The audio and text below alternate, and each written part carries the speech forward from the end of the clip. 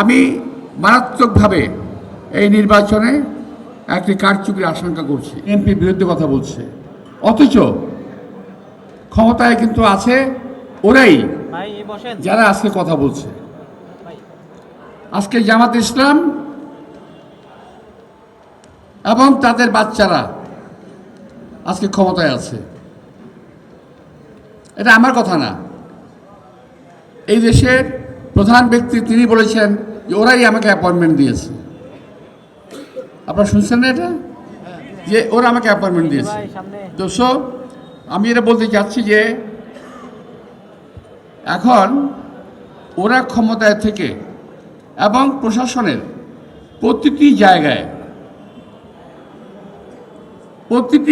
প্রশাসনে যারা নাকি এই নির্বাচনের ভাগ্য নিয়ন্ত্রণ করবে, নির্বাচনের জনগণ ভোট দেবে, সেই ভোটের ফলাফল তারা ঘুরিয়ে দিতে পারে।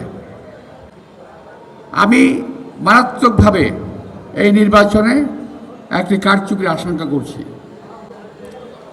আমি যে দেখতে পাচ্ছি দিব্যচক্ষে যে ওদের প্রশাসনের বিভিন্ন জায়গায় আওয়ামী লীগের লোকেরা বসে আছে, জামাতের লোকেরা বসে আছে এবং বিশেষ কিছু মহলের লোকেরা বসে আছে যারা বিএনপিকে পছন্দ করে না।